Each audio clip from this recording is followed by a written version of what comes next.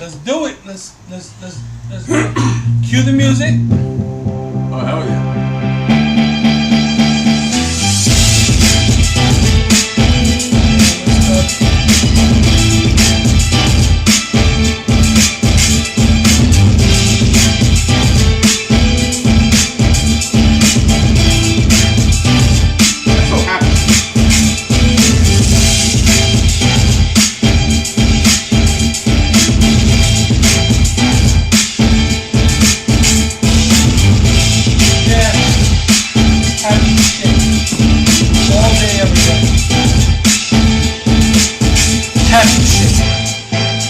Hashtag 2017 happy shit. Happy shit. Hashtag this shit is happy. We don't do sad shit. We do happy shit. We do happy shit. Oh my goodness. I mess with this damn thing. Okay, how we doing? Welcome to the corner. I'm your host Anthony Cruz, and with me always is the man who also dabs in happy shit, Nick Portela. Hey, we're back. Another week. We're 1-, but still, like, we gotta get it done, man. That was a great podcast, by the way. That was fucking phenomenal. It was awesome. We gotta have that guy. You know, not for nothing. He can podcast with us anytime. Of course. Look, there's a lot of good people I know. I just gotta, you know, throw the noose around their neck and drag them. And if that fails, tasers always work. Tasers, cattle prods, leashes. Hell yeah. Yeah, all that good shit. All that stuff. You can drug them. The Bill Cosby juice. You know how I interview people to come onto the corner? I grab them by their fucking face, by their fads. And I go, "You motherfucker, you coming on the podcast?" I scream. They're so frightened to come on. That is a productive way to get people. Yeah. You know, you should do that for job interviews. You know? For just job interviews, that would just be great. I'm like, Anthony, why did you want this job? Do you feel like you're a good candidate? I'll be like, come here. Listen, they either hire you or commit you. Either way, your problem is solved. Word up. You're good. Oh my god. I didn't think I was gonna start the podcast this way, but fuck it. Yeah, this is the new and improved corner. New and improved? Well, we're trying some things differently. Like, you know, usually I put the backdrop, but I was fucking lazy tonight. I didn't want to assemble. Why shit. do that? You have such a cool collection of shit back there. Yeah, I know. You know, why do that? But you know what it is? All right, at the very least, I should put up the lights because your camera's kind of dim. So I'm white, bro. It's okay. I know. They can see me easily. And you know what? I should get better lights, better light bulbs because I look like Casper. My wife can get you LEDs, bro. Well, hold on. No, but those. For that, can't you? No, but those are LEDs, I believe. Oh, those are LEDs? I believe so. Yeah. Oh, okay. They should be brighter. You sure? But we don't need brighter. We just need more natural color. Because I look like fucking Casper the Friendly Ghost. I can't help you with that, brother. That's beyond my abilities. I appreciate your confidence in my abilities, but that one's beyond me. I look like the angels in Supernatural. When they come out, when that fucking light turns on, I'm just totally white. Speaking of the only thing you see is my goatee. That's all you see. Just a white, bright light and a goatee. But what a goatee it is, man. It's very poppy suave. I like it. Man, it's growing in. And like I said, you can't really see it too well because it's kind of dark, but I got the grays, man. That's sophistication. I thought that was remnants of your flavor saver. It is the flavor saver, but it's like, you know, you got grays in there, so that means that's wisdom, that's maturity. Yeah, well, I got a few grays myself. Yeah. You know, I would have it up top, but genetics took that from me. I'm take the hat. Look, the grays that I got on my head in here, that wasn't like getting older and getting wiser. That was fucking job. That was stress. That was the 9 to 5. That was stress. Just getting on my goddamn nerves. That was stress. I didn't have gray hairs before I started that position. I was perfectly fine. Nothing will give you grays faster than working with people. Nothing. No. And then you know what I noticed too? It was a couple of mornings ago, and I kind of felt the day you must have felt when you finally woke up one morning and realized that your hair was receded back a little bit more than it should be. Oh yeah. And you're like, fuck. I remember. You wanna know how fucked up it is?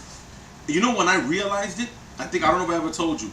My birthday, my 30th birthday. Oh, that's the most shittiest way to fucking find out. Sucked, big, hairy, like, Lexington Steel type testicles. Oh my god, I can only imagine. Dude, let me tell you, my 30th birthday, I get up, I'll never forget this. I get up in the morning, Yeah, I go to the bathroom, brush your teeth, all that stuff. I'm combing my hair, and as I'm combing my hair, I realize something. I have slightly less hair, to comb. Yeah. You know. Doesn't it feel like from one day to the next? Yeah. I mean, I did. I'm not gonna say I never noticed it thinning a little, but it just seemed extra thin that day. And I remember I'm combing my hair, and I'm like, what the? Why does my hair seem a little further back off my head than it should? And so then I took another mirror and did some, some crazy shit. I'm looking at one mirror to see how I look in the other mirror, and whatever. And I noticed that my hair, and as I look at it, I'm like, I have a bird's eye view of my hair, and I noticed that I can see through to my scalp. And I was that's a holy fuck me. I was like, yeah, that's a come to Jesus moment. That's a oh shit, I need to pray moment. I'm losing my hair, and then I was like, I'm losing my hair. Holy fuck. I'm really losing my hair, and that's when it started to dawn on me that I'm going bald. And I always knew it was coming. Like, our uncles, you know how they are, man. Almost all of them are bald. But I was kind of hoping. Your pop's got that Wong Fei Hong shit going on. Yeah, he starts right here. Up. His hairline starts right here. He got that Chinese Super Ninja thing going here. He got that Wong Fei Hong look, Master Killer look going here. All he needs is the dot on his forehead. My father got that reverse fade going on. Yeah, that fade went too far. It was like all the hair never came back. Fades out. Man, I just looked at it and I said, no, I can't. And then I remember I got a really short haircut, and then I don't know what possessed me to do it. I don't know, maybe it was panic or something. Yeah. Maybe I thought maybe they could blend it in or whatever. I got like a real short haircut, and then I realized some parts of my head were growing back faster than others. Oh shit! And so now you got this patchy work of fucking hair. And skin. It wasn't cool, man. It looked like you just came out. It's bad. It looked like you just walked out of fucking Chernobyl and shit. Radiation destroyed my head. I was like, yo, that's Chernobyl, man. It's kind of hot over there. You know it's bad when you go into a Dominican barbershop and they look at you and go, la cosa está heavy, bro. La cosa está heavy.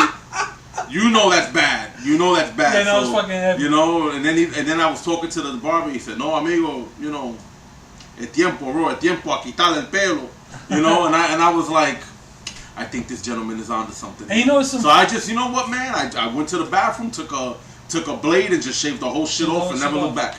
I almost fucking did that myself. Listen, but you got enough hair. But when I woke up in the morning, I looked at it and I'm like, what the fuck? And I was kind of confused. So I called up one of my friends. I'm like, I think I'm dead.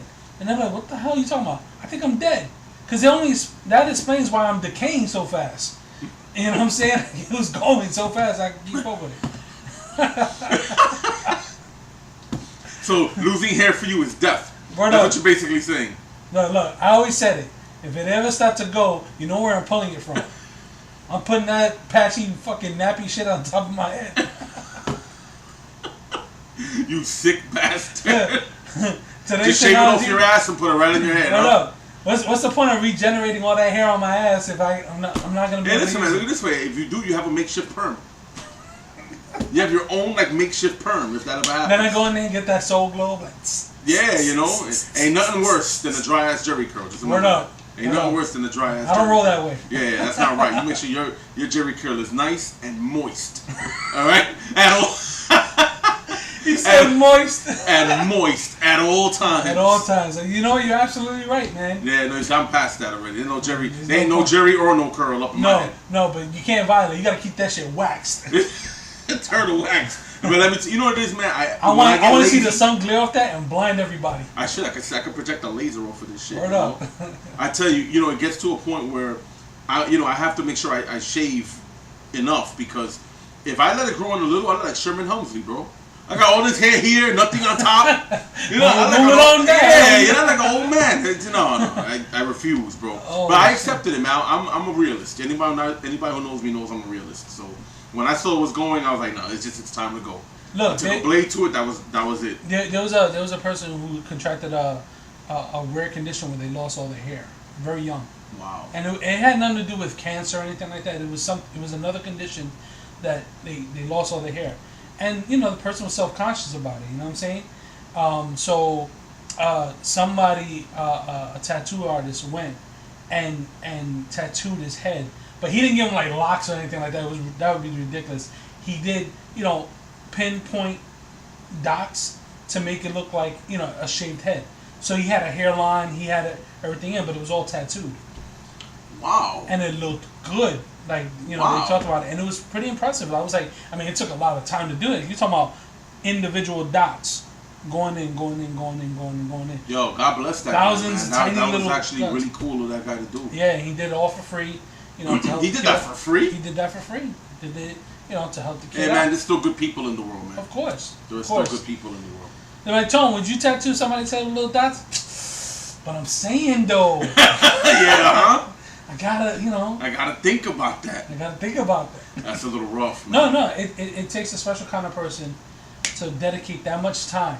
Sure. And because that's not a 1, 2, 3 thing. Yeah, you know. And you gotta have a heart, too. You gotta be able to feel for that person and stuff like that. Like, despite what you think on the corner, you know, we are assholes, but we are assholes with feelings. That's right. If you slap us, we feel it. You slap my ass, I might go, ooh. He might like it. For sure, he might ask you to do it again. But no, I mean, yeah, that's a really tough situation. Yeah, so that's rough. You know, God bless the dude. You know, he might have etched his way into heaven with that one. Yeah, he might have got just enough points. He might have just got that last point he needed. The surface. Peter's at the pearly gates looking at his lifetime achievements, going, I don't know, but you did get by with that one thing. All right, let me ask you: if you do get in heaven, does that little achievement box pop up like an Xbox? Boom, pearly gates. I'm always willing to bet my soul on it. Yeah, like you get an achievement, right? That'd be awesome. Imagine you hear the noise and you know, pearly gates completed. You know, that'd be awesome. Just made it. Oh man, you let me know how it is in there. You know. Send me a telegram. I don't know if I'm going there either.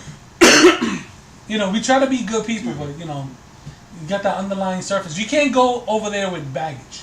That's what it is. That is impossible. Like as much as community service you could do, as much as you try to help out your fellow man, if you even got an ounce of that hatred bellowing underneath the surface, and you know my ass and your ass both got equal amounts, yeah. I think I have you beat there. Yeah. I might have you beat there. I'm random angry. Like I have nothing to be angry about, but I'm just angry. Period. It's just bellowing underneath the surface like, I hate that I gotta get in my car. It's that underlying tension. I hate that this belt doesn't fit. I hate that. I hate my reflection. I hate the way I look in the mirror.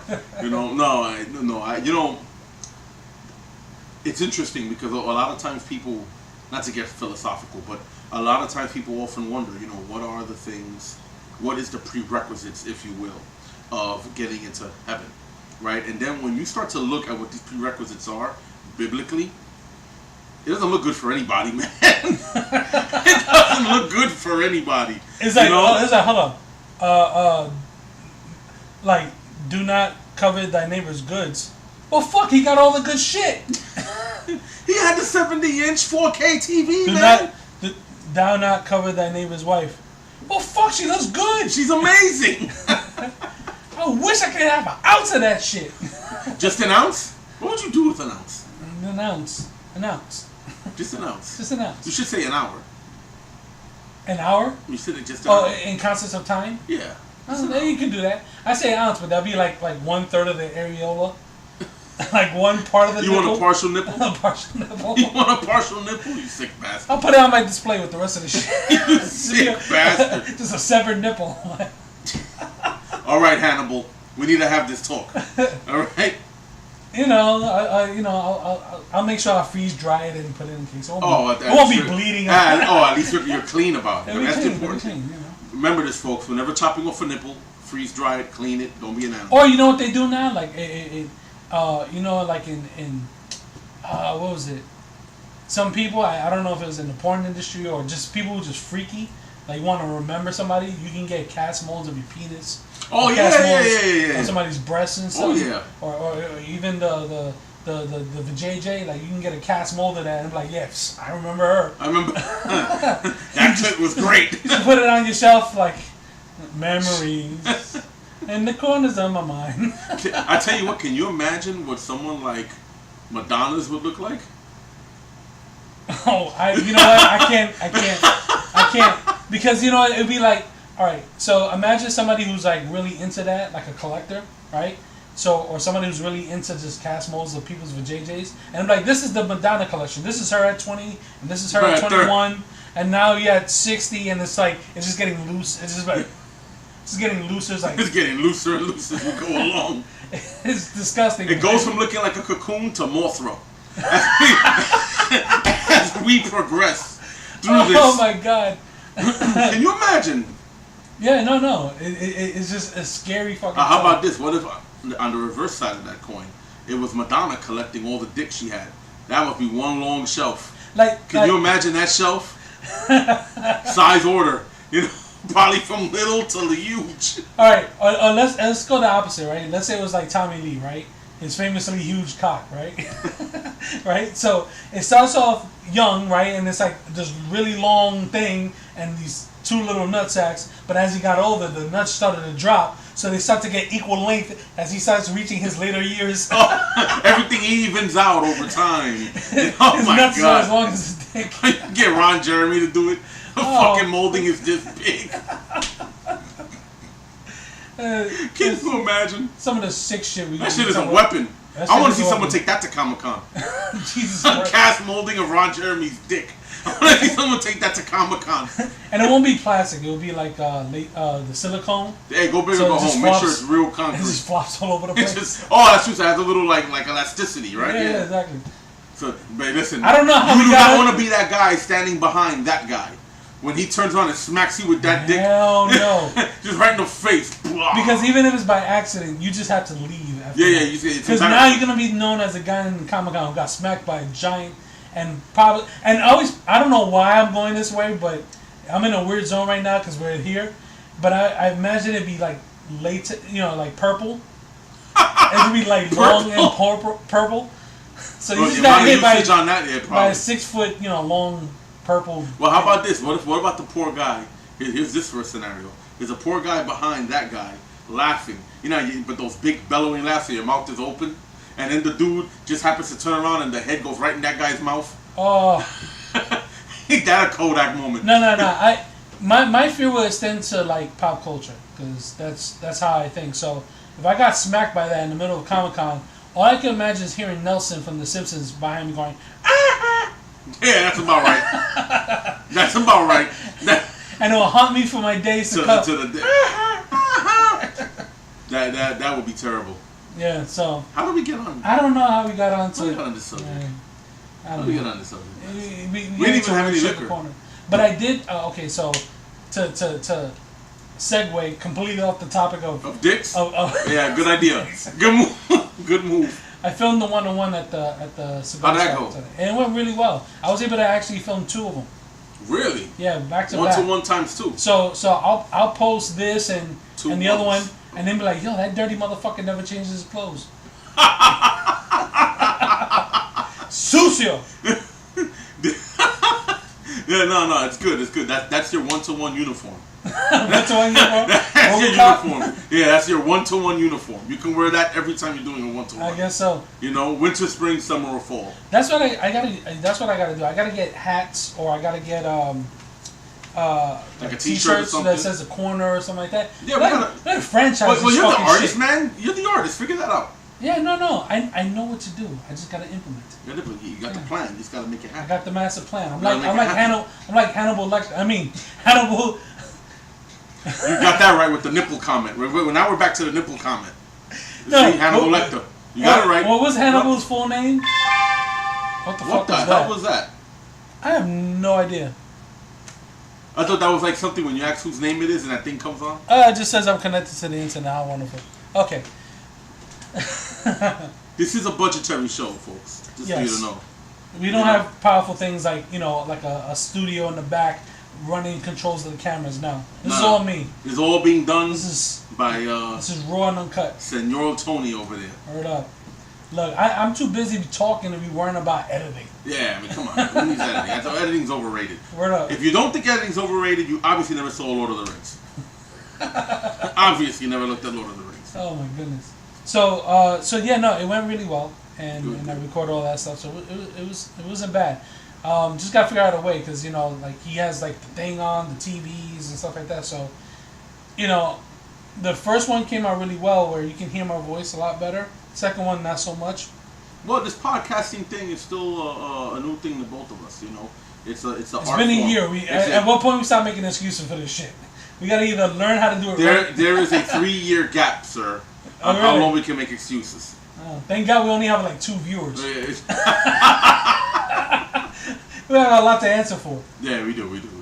It takes time. But we try. I'm not opposed to trying new things. Absolutely not. You have to try in all things, in podcasting and in life. You have to try new things. You have to be open to new experiences. You know, all the time. Because if not, that's how you grow. Yeah. That's how you grow. You have to be open to new things.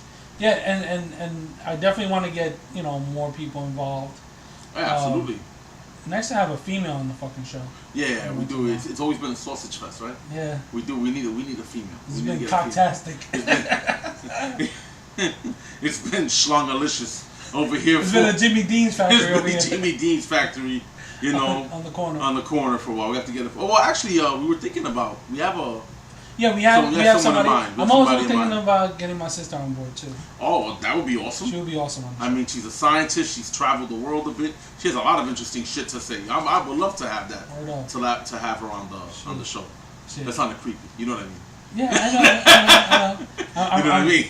That sounded creepy. You know. I was in the middle of a brain fart when you said it, so I barely registered it. Yeah. I'll catch it in the that was not meant the way it sounded. You know? Fair enough. Or it didn't sound the way. Yeah, you know what I mean. So, what do you got on the pop culture thing? Like I talked about a lot of. Well, shit. I did just recently see The Foreigner with Jackie Chan. I did recently see that. Jackie Chan. It's a much more serious role than everyone. I'm glad. Yeah, me too. I'm very, very happy about that. It's a much more serious role than what American fans are used to seeing Jackie in. Anybody who's followed his Hong Kong stuff knows that he does have a couple of serious roles here and there, even though he mostly tends to stay to like that slapstick style of martial arts movie with a little hint of seriousness. This movie was pretty much all serious. There was no joking. There was no joking. There was no comedy. There was none of that shit here. That's the kind of Jackie I like. Excuse me. Jackie that takes no shit. And let me tell you what I really to ass. He really did. And what I really liked about this movie is the fact that Jackie remained a very unassuming individual throughout. You know, you look at him in the movie, he looked like just a harmless old guy driving his daughter around.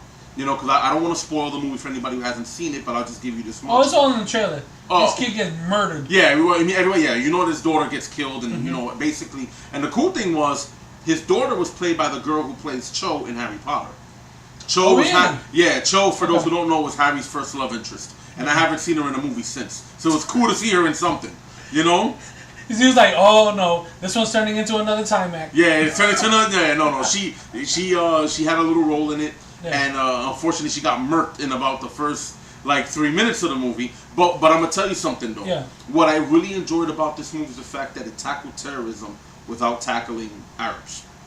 You know, pretty much all the terrorist movies you see now. I'm glad they're going that route with these kind of movies because for a long time it was every time you had a movie about terrorists it was always Arab. Well, if you take it back to the 80s, it was always Russian.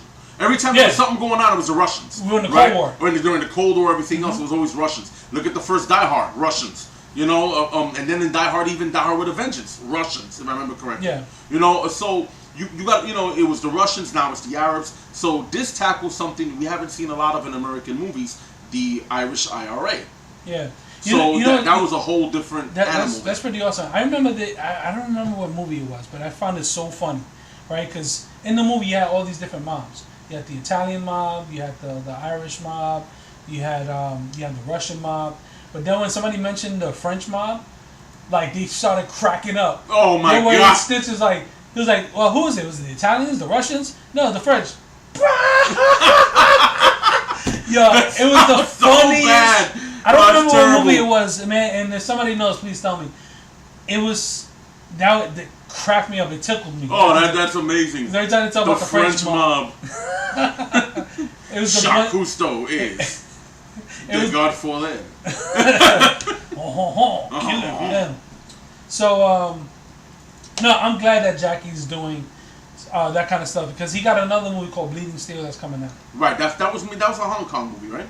It may be, but it's got a lot of American actors. Well, not American actors, but European actors and stuff like that in it. And he's straight up shooting mofos. Yeah. Mofos are catching it. In this movie, he didn't have a lot of gunplay. There was some gunplay, but it was more him. I mean, when you pretty much find out in the movie that Jackie Chan is like an old badass. He's a dude who was like a special forces soldier. He was held prisoner. He was tortured. He was a deadly combat fighter.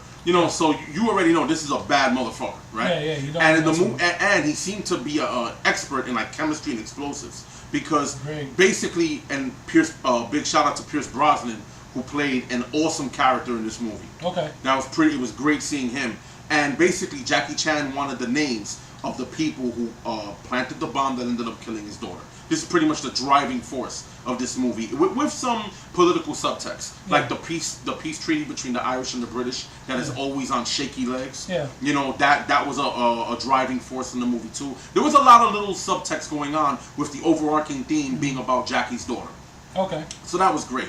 And Pierce Brosnan was awesome in the role. He really was. Yeah. And so Jackie Chan was pretty much trying to intimidate him into giving him the names of the people that committed this crime. Right. So Pierce Brosnan went the whole movie saying he didn't know who did it. He's a man who wants answers for his daughter's death. He wants answers for his daughter's death, and nobody's giving it to him, and he pretty much has enough. So he just starts planting bombs, very strategically in places that aren't going to kill anybody innocent, but is letting him know he is not fucking around. And then, so as this continues, he starts sending guys to arrest Jackie, and little by little, they're starting to find out this is not an ordinary guy, because he looks like a freaking 70-year-old man, which I think in real life he probably is. Yeah. And so they start attacking him, and don't get me wrong, he gets banged up a little bit, which I also appreciated because he is an older guy, and in the movie it seemed like some of his movements were strained. Good, because that makes sense. He's an older guy. He should have moved the same way he moved at 20. Right. That's fine. And it meant so much more when he beat them. Because you're like, damn, this freaking old man, he's taking a beating, but he's still whooping that ass. And it meant so much more when you saw him. He would take a hit and be really hurt, or after the fight he'd be exhausted, like you see his energy spent, but he did whip that ass. And these guys are half his age. So that's the kind of... Yeah, now I want to see the movie even more. Yeah, don't get me wrong. It's not an action...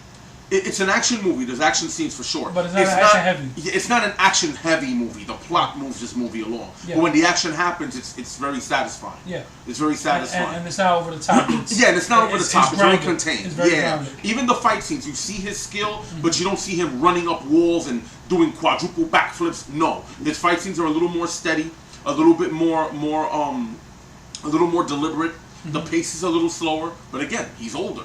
So it works. It just really works. I like the fact that they're not going all crouching. They didn't go all crouching tiger, hidden dragon on this. Yeah. Not at all. And it was just really cool seeing him do that. And then Pierce Brosnan starts digging into who the hell this old man is. So let's try a new rating system here on the corner. So from let's say 5-star rating being like, ooh wee. Right, the ultimate movie being 5 stars. To going, like Avengers 1, holy shit, 5 stars. To like a 3 going meh, to a 0 going get the fuck out of here. Yeah, meaning completely craptastic.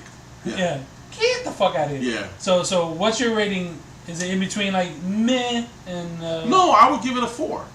I enjoyed it. I really enjoyed it. It's not. The action is not like Die Hard. So you go. It's not. So Forza. Forza, yeah, it's pretty good. Forza. Yeah, there you go. There you go. I think that's pretty well. That's a pretty good way to rate it. Yeah. I enjoyed the fact that it had action. It had its explosions, but it wasn't Die Hard. This wasn't explosions every 5 minutes and all this craziness. Very few movies have a way. Very few movies can pull off a Die Hard level of action. Yeah, Expendables did it, I think. Expendables actually did more than that, in my opinion. It's funny, like Sleepless didn't do that well. It did okay. Sleepless. That's the movie with Jamie Foxx where his... Oh, that was a good movie. I enjoyed that movie. I call it Die Hard in the Casino. I hope they do a sequel. To that. If they can. I like the whole premise of it, like taking place in one night. and he's basically. Well, they left it open. It's basically Die Hard in a casino. Yeah, no. Very true. And people very didn't get on board with it, but I was definitely on board with it. I think, but you know what, man? I think, a lot of that has to do with advertising. Yeah. That movie wasn't and coming out at the right time. Coming out at the right time, coming out with the right people in it. Don't get me wrong, Jamie Foxx is fantastic in the movie. Also, but again, advertising. Advertising is just, it's important. It is so important. Yeah. It really is. And how you advertise and what you're showing has a lot to do. I saw the trailer for Sleepless and I couldn't wait to see it. And then it came out, I watched it, I really enjoyed it. Yeah. And I hope, because they did leave it open for a sequel, so I hope they do. Yeah. But there's a lot of good movies that just don't do well. Yeah, especially if you look at the movies these last couple of months. Well, look, Blade Runner. The big movie. Right, everybody expected this movie to be massive. And it didn't, it didn't flop per se. Well, but it didn't flop. It seriously underperformed. Seriously underperformed. It seriously underperformed, for sure. And what's going to happen, it's going to make its money back. Probably home video, that kind of thing. Home video. Netflix. It's going to become another cult classic, the original one. I can see it because the movie is superbly well done. Okay. Like, it holds a candle to the original. You know what Is I'm it saying? better? Would you say it's better? Anyone who's watched the original and seen it like now and said, well, at the time it was groundbreaking, but I didn't find it to be like amazing, then yes, you would think that the new one is way better. Because it just it looks like it's an updated version of the original as far as like the visuals, and the visuals are outstanding. The acting is superb. Nobody really falls flat with the acting. And Ryan Gosling is pretty good. Oh, he's phenomenal. I like him. He's good. And everybody's like everyone there has a purpose. Sure. There's no wasted people there. Okay. So, and with that, you could say that it's a better film.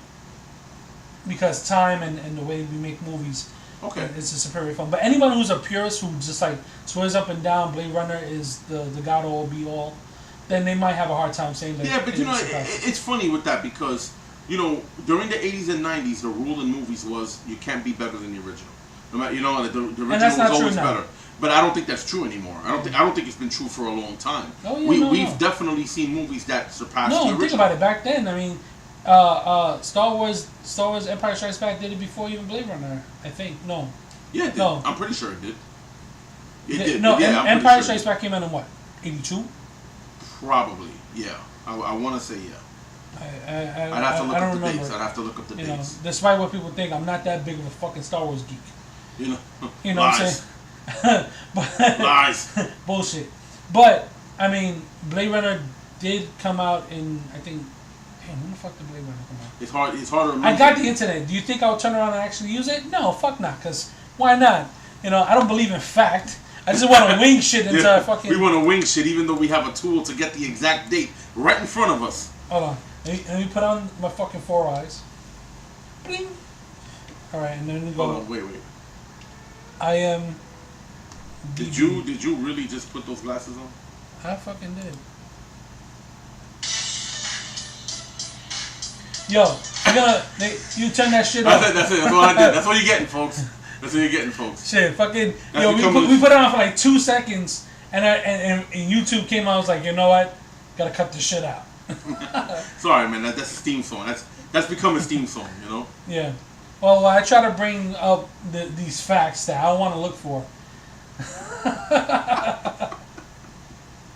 Pretend you give a shit, Tom. Pretend you give a shit. I'm trying, man, but it's so hard. It can be sometimes. So difficult to give a crap. I think one of the reasons why Blade Runner underperformed, though, and I'm not pretending to be an expert in this, but I think the problem is this.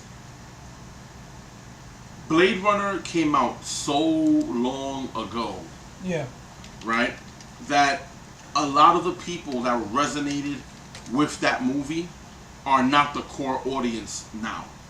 Right. And I think even though, they, don't get me wrong, they advertised the shit out of Blade Runner. I mean, there were posters everywhere, trailers everywhere. Mm-hmm. So it wasn't that it wasn't advertised. It definitely was advertised. Yeah. But I think the whole selling point of this movie is the fact that it's a sequel to the original movie. Right.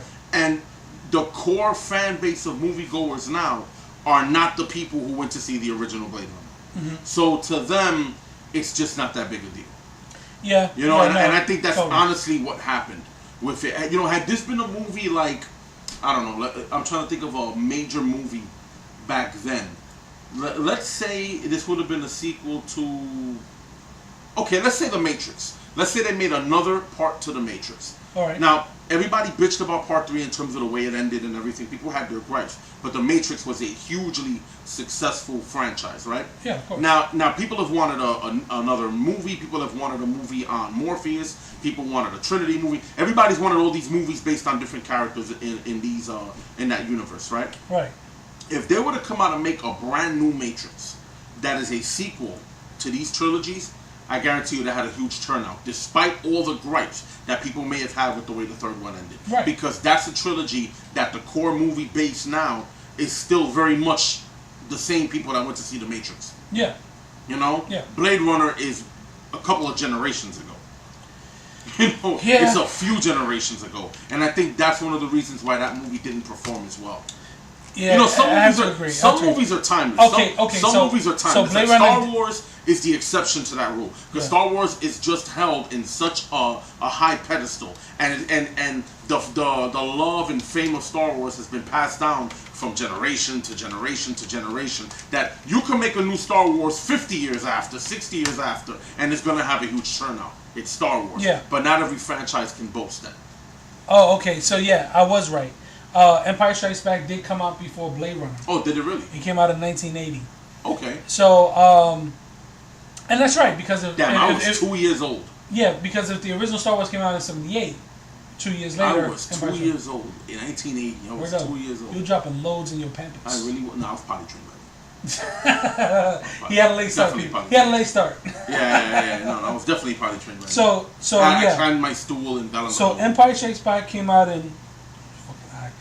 it came out in 1980, and that was a sequel that did better than the original. Absolutely. So it started. Well, the original was kind of shitted on, if I remember correctly. The original was shitted on by a lot of people. It didn't have this humongous, critical praise. If you go back to like some of the original story, like it blew people away. They up until its release, it wasn't generating a buzz, but it wasn't until after the movie came out that's when it really blew people's mind away. Blade Runner came out in 82. So, and of course Harrison Ford's career was skyrocketing at that point. Yeah. And he was Han Solo. Then a few years after that, remember, I think he was that's when he started he was getting on with Carrie Fisher at the time. Yeah. And then I think he was a Hollywood heartthrob, sex symbol, that kind of thing. And then I think not too long after came the Indiana Jones movies. Right. So yeah, his career was skyrocketing at that point.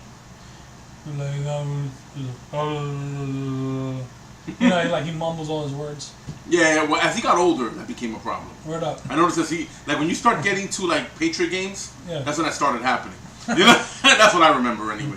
But he's still, he's a fantastic. Harrison Ford is an amazing actor. Yeah, no. When he wants to do it, he is an incredible actor. Yeah. He's done so many good movies. And so many different types of movies. You look at his resume, you get it all. Yeah. You literally get it all, from science fiction to law movies and heavy drama, romance movies. Yeah. You get the whole. You get the whole thing with him. He's one of those actors. I'm excited. We're now in the fall, and all the shows are coming back. Yeah, man. Flash and Arrow are back. Supernatural. Fear's on its way out, but we get more Walking Dead. That's the brilliance about AMC, man. They're like, oh, were you getting, fatigued of the zombies? No, fuck that. Here's another zombie show. Boom. So it's like when Fear comes off, Walking Dead comes on. When Walking Dead is done, that's done on purpose. That's done to keep the interest. Yeah. That's done to keep. And they really stepped up. And it's brilliant. It's a brilliant move. And they really stepped up this season on Fear. Like, the writing's better, the set pieces are better. Like, by the end of the season, I'm like, oh shit, like some real shit's gone down. Let me ask you something. It's been said in a few interviews that I think his name is Kirkman, right, the creator of The Walking Dead. Mm-hmm. He's been pretty adamant in saying that he believes that Rick is no longer necessary to keep the show Yeah, going. even Andrew Lincoln said it. Right. Andrew, he was Andrew Lincoln is the guy who plays Rick. Yeah, Rick Grimes. Rick Grimes. It's funny. There's a meme going around where somebody painted a picture of Rick Grimes from Walking Dead, and they did it all fucked up, and they call him Rock. They call him Rock Grains. You call him Rock Grain. And like I saw it, and it tickled me for days on that. Hey, listen, I still laugh at that song with his son. Oh yeah, Carl Papa. Carl Papa, that's hysterical. Yeah, that's funny. So yeah, he went on record saying that the show has evolved so much, and the supporting characters has evolved so much that they really don't need Rick. I say disagree. Differently. I say differently. We all need our Rick fix. Yeah. That, and you know what it is too. There are some characters.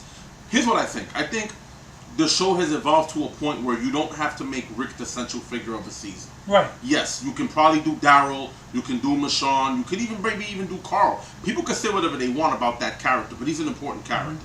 Mm-hmm. There are other, there's other characters that maybe you can center the season more around them. Yeah. I can probably agree with that. Yeah. But the problem is a character like Rick is what I call a glue character. Yeah. Because he just holds everything together. Right up. His presence on screen. Yeah, he can just be sitting there whittling yarn and saying, you're like, whoa, Rick's gonna flip out. Yeah, Rick's gonna lose it now.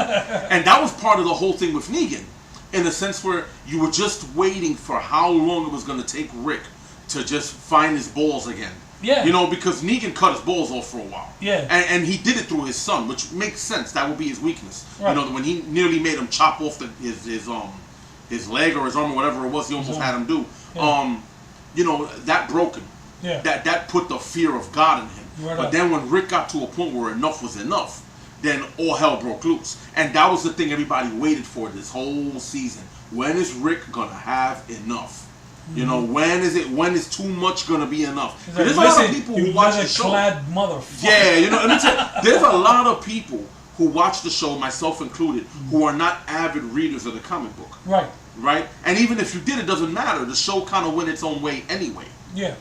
So even if you know the comic book backwards and forwards, that's no guarantee that's what's going to play out on screen. True. And they've done that on purpose to not keep it predictable. Right. So Rick Grimes is that character that you need there. Right. He's that guy that just holds it all together. Exactly. So I hope they don't think, we've gotten to a point now where we can finally do the big thing and kill Rick. I hope not. I really, really hope not. Yeah, no, I'm kind of, because when you do the flip side, when you watch Fear the Walking Dead, you had this other character who's like he was on that track to being the Rick of that show, and they killed him off, and you're like, holy shit, like, wait a minute, like you start to take certain characters for granted. Sure. And you're like, oh, this is the guy as the star of the show. Sure. Nope.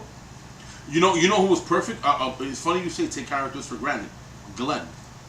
Yeah. Glenn has been a focal point of that show. He's been a cornerstone of that show since the beginning, right? And then he's a character that came a long way. Yeah. He evolved a lot. I mean, from just being this scared delivery guy or whatever he was doing to being really, finding his courage, finding his bravery. He became like the guy has an iron will. He became one of those iron-willed kinds of characters. Yeah. Right? And then he married Maggie and all that. So when he died, it was like, oh shit. Yeah. It was an oh shit moment. It was like, wow. Moment. And his presence is missed. I remember that whole season, right? The rest of that season, I missed Glenn's presence. I missed Abraham a little bit too, but more Glenn. Yeah. Getting on that subject, the timelines of Fear and Walking Dead had been separate because, Fear told the start of the zombie apocalypse. Right. But now they're in their third season, or whatever. Time has kind of caught up. By the time they get to season 4, they'll be pretty much caught up with The Walking Dead as far as timeline. At least the beginning of The Walking Dead. By the time they'll be like where The Walking Dead starts, basically. Yeah, in the time. So they're already talking about doing that crossover that people have been dying for. Well, you know what? They're smart. They're smart that they haven't done it yet. Yeah, it was no, a no. smart move for It's them to smart. not do it yet. And Because it's they're a big thinking, payoff when it and happens. they're thinking it may be Abraham, so we may get to see him on Fear of Walking Dead. Oh. Because remember, he had been traveling. Oh, You know that's what I'm right. saying? That's Going from right. one side And you of might the see country to Maria too. You know, Maybe. even though she's still part of. Then again, she's already doing double duty. You know, she'll be on Walking Dead and Fear the Walking. That'd be a bit much. But Who knows? But you never know. Yeah. But you never know. Yeah. Yeah. You know what? They might even run into a Glenn. You know, you never. Well, I don't know. Not that he would be a staple of the show. Yeah. But you never know. They might have an episode or two where they bump into a Glenn. You know, on the run doing something. I'm not surprised. I mean, if you played the Telltale games, the Walking Dead, which is canon, you run into Glenn. In that series, I think it was season 1. Season 1, you run into Glenn. Wow. Really? So I never played those. I never played those. They're fucking phenomenal. I haven't done the new one yet. They're in season 3. Okay. I've been meaning to do the Batman one. Yeah, I've been meaning I hear that's pretty good. Okay, so I do some lazy shit now because I don't have time to play all these games. Like, we're adults now. We gotta pay bills and I know. And you gotta take time's a little rough. You gotta take your wife out to dinner. Yeah, you gotta spend time with the wife, and you gotta watch shows together and all that stuff. So you can't play as much as you used to. Yeah, for sure. The beauty of today's technology and the beauty of accessibility. I can go onto YouTube and watch these whole games get played through with commentary. You know, you're one of those guys. I'm one of those guys. Well, because there's some games, man. I don't know. There's some games that I'm like, there's some games where I'm not sure if I want to play, so I want to check it out.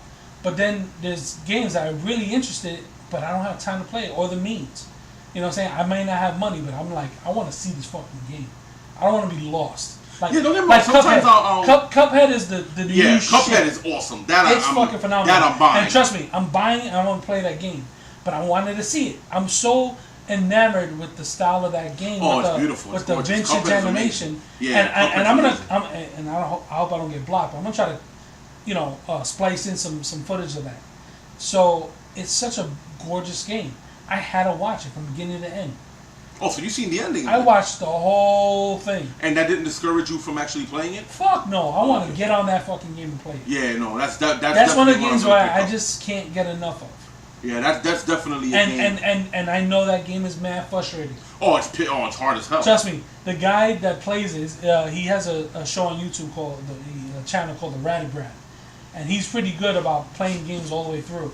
And how this man does not let out fucks and shits and son of I'm bitches. sure he did. It's been edited. And yeah, he edits a lot. I'm sure he it's edits been a lot edited. because he'll be playing right, and he's really good. Like, he won't make you sit through that plate because he's died so many times in the game. He won't make you watch it over and over again and he dies. He'll edit it to where he left off the latest. So like the boss battles happen in stages. Like, somebody may have 3 or 4 stages to kill the boss. So let's say he gets to 3 stages, he's on the last one, he dies. He won't start from the beginning. Not all the time. He'll continue from that 4th stage. Oh, okay. And kill it. So, but he's really good. Like, he'll be like, wow, that took a long time. I'm like, I don't know if that's a white person thing. It's just like, oh, shucks. I don't know if it's that, but I'm like, motherfucker, son of a bitch. Watch how fast start cursing in Spanish. You'll find your Puerto Rican roots quick. Carajo, puñeta, me cagan tu madre, pendejo maricón. You start losing it. Yeah, you lose it. Some games like Dark Souls. I beat the first Dark Souls. Yeah, I know. I beat the very first Dark Souls. That's people that who game pissed me off to no end. You know who people who want that kind of punishment? People who flog themselves in the name of the Lord. Yes, yeah. Masochists. Yeah, they gotta hurt themselves. They be flogging themselves. This is why I suck. There's limits to how much I want to hurt myself. I'm a sinner. I deserve it. Yeah, like this dude from Silas from the first the Da Vinci Code. Exactly. He was beating his ass with the damn whip. It's like that's what playing Dark Souls is like. It's like flogging yourself with that spiked whip shit that he was hitting himself with. Word up. I beat that first one, and I swear to you, I never looked at another one again.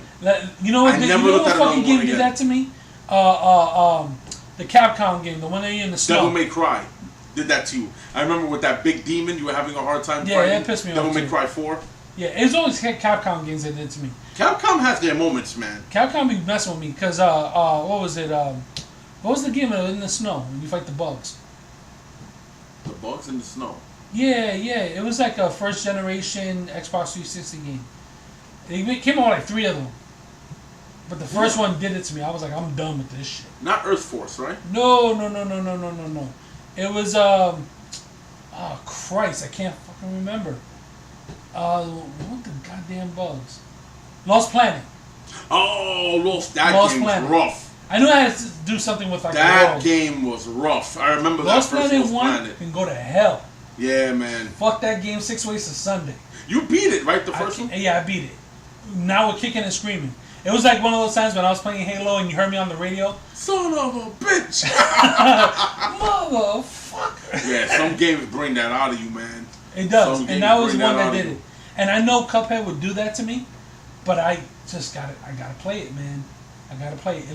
I'm just so enamored with the way it's animated. It has that, what would you say, like 1930s? 1930s animation. It has that It has look. like really rubbery look. Yeah, I love the backgrounds in that game are gorgeous. Like, if you ever seen like steampunk, that would be awesome. A steampunk Mickey.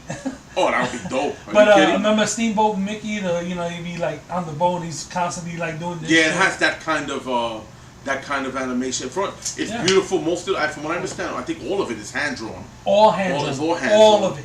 When I say all of it, backgrounds to the little things they shoot you with. Yeah, no, it's all amazing. hand It's drawn. a beautiful game. It plays and wicked creative. Oh, it's super because creative. What's awesome is that it's not like a traditional side scroller where like Mario, you go through the worlds and sure, and that's it. You have that, but it's mainly a boss battle game. Yeah, that's pretty much. And it's a boss battle game with some stages. With some stages mixed in, yeah. Yeah, but most of it is very, boss battles. It's very boss battle heavy. And the boss battles itself work in stages. So they might have form 1 and then they form into form 2 and then 3 and then it's over. Yeah. But yeah, no, it's wicked creative. I can imagine the nightmare of animating all that. Oh my God! Can you imagine the amount of hours and time? There was a. Let me tell you, I've grown. Not to interrupt you, but I've grown to really appreciate a lot of these indie games. Yeah. I have grown to it because let me tell you, one of the first indie games, it was an indie game. One of the first indie games that I played on the Xbox 360, was Bastion. Oh, right. Bastion is a hand-drawn, like, action RPG kind of a game. It has a really cool story. You're basically rebuilding the world in that game. Fun to play, beautiful to look at. Then I played Dust, another game, hand-drawn graphics, fantastic gameplay. It's like side-scrolling. You sure you weren't on Dust when you were playing Dust? Before I was.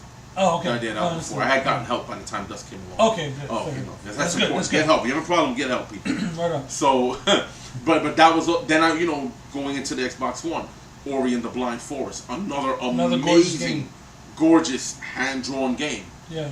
So and then we have Cuphead. Let me tell you, those indie guys. Let me tell you, man, they have carved out a marketplace for themselves, and they're doing wonderful stuff, creative stuff, and it's making gamers like me that are just not into some of the stuff that's coming out. Some of these AAA titles are not my thing. Yeah. It's giving me something to keep playing. Yeah. So there's a lot of stuff. I mean, there's so many good games. So I went in and I watched that completely, and I watched the new South Park game that came out. The Fractured Butthole. Yeah, Fractured Butthole. Or Fractured Butthole. It depends on how you want to read it. I say it the way I think is a Cartman. That fucking game is funny and it's awesome. That's what I heard. It's a strategy game. Is it really? It is. Which will be right up your alley. Seriously? Yeah, because the new thing is superheroes. Civil War and all that stuff.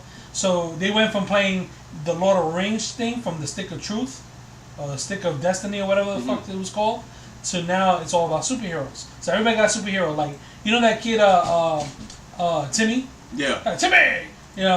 He is like Professor Xavier. No way. In mind powers and stuff. No way. What's his name? The dude with the crutches. He's like a Flash character. Funny stuff, man. And you fight, and you get into these battles, and it works like a tile system. Like, you move up, you hit the person, you use your powers.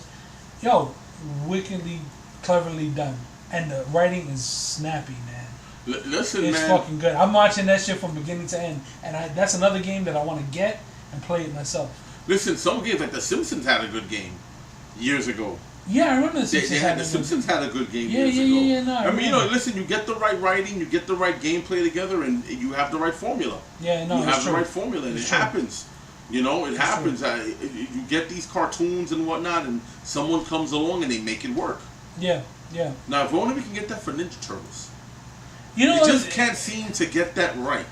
I mean, like they come up with games and they're either good in one aspect and fail in another, or and the next game comes out and they do right by that part that failed the first time, and mess up the other one. Like they just can't seem to get on board to like a phenomenal Turtles game. Yeah, and I don't know why. The last one was Turtles in Time. Yeah, well, they did this turtle game made by the same people who did Bayonetta, I believe. Oh really? Yeah, they made this turtle game. Right. It was maybe last year or something like that. Yeah. I don't know if it's Turtles in Manhattan or some crazy name like that. Some crazy thing. And that game, the actual combat was really cool. Everything else was real shitty. Yeah, I would imagine. So it's just one of those types of games. But it's talking nice about two highlighted games coming out within months of each other, and that was and talking about South Park and Cuphead being the highlights of the year. Go figure. And, you know, and mind you, we got the sequel to Ori coming out too, which I'm looking forward to that. And then Shadow of War, which is out now. Did pretty well. It's doing pretty well. That game, I cannot wait to get my hands on that game. Yeah, I still gotta beat the first one. Oh, I am an orc serial killer. You know how long I spent just killing orcs?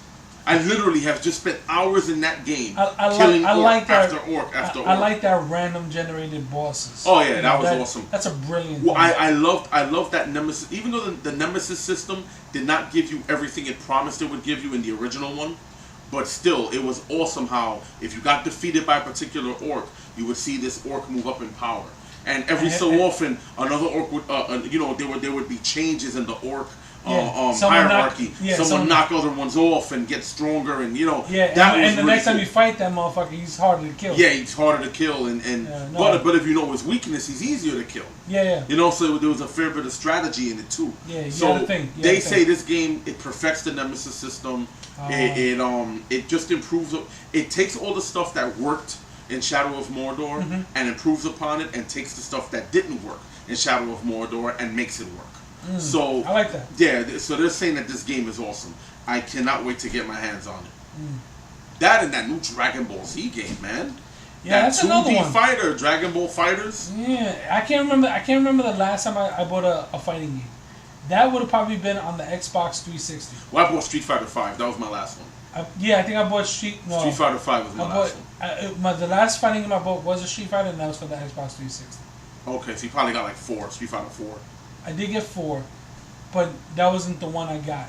It was the last one. The last one I got was the downloadable, the Street Fighter Championship Edition, whatever. Oh, that shit, the original Street Fighter 2? I went retro, yeah. You were retro. It plays really well. It does, it really does. It still plays really, really well. So, they got my money with this one coming out. Because I saw it at Comic-Con and it blew me away. Oh, yeah. Yeah, it was awesome. I mean, I always liked the Budokai. Budokai was great. Budokai 1, 2, and 3. Dragon Ball Z Bukaki, whatever. Then they had Tenkigaka. No, it was Tenkaichi. It was called Tenkaichi. Dragon Ball Tenkaichi. Dragon Ball Z pretty Bukaki. cool too. Dragon Ball Kaki. But that would explain all the screaming. All that constipation. But then you know what I had to say. I did play the Dragon Ball Xenoverse games, and I enjoyed those. No, they all intrigued me. They were really intrigued me. I really wanted to get involved with those. But I never got into the Tenkaichis too much. I always preferred Budokai. I preferred the 2D fighters. Yeah. I loved how you could go into their special moves and everything. This game, what I love about it is it really captures the look of the animation. It's not trying to have a 3D appearance. It's a 2D animated thing, and much of like Guilty Gear. Yes, it is, and it's pure as opposed to like animation with 3D graphics, the way you get like Xenoverse. Right. This is just straight 2D animation, right. And it looks completely amazing. It I'm just does, and they say that from what I'm hearing about the game, it's easy to play, difficult to master, that kind of thing. You know, Okay. you can pick up and play it, but if you want to get really, really good, it takes time. You know, The only thing I'm and concerned is dedication. these fucking microtransaction shit they're doing now. Yeah, that's one of the things. Loot boxes and shit Yeah, like that. yeah. That's been the big thing. As a matter of fact, they started to report. You know, where they in Congress and stuff, they talk about new bills of regulations and shit. Mm-hmm. They're talking about whether or not they should regulate loot boxes, because if it's treated as a gambling thing, that means a lot of these games will have to be 21 and over. Oh, wow. You know what I'm saying? Because they're treated like gambling. Wow, really? Yeah, and the argument in the post of that, coming from the gaming side, is like, look, it's not gambling. It's not like if you get a loot box, you won't get anything. You'll get something. Much like the booster packs, if you playing Yu-Gi-Oh or something like that, you'll get something. You may not get what you want, but you'll get something. Yeah, I think that's a false equivalency. You know what I'm saying? There's a very big difference between playing a video game and getting a loot box, as opposed to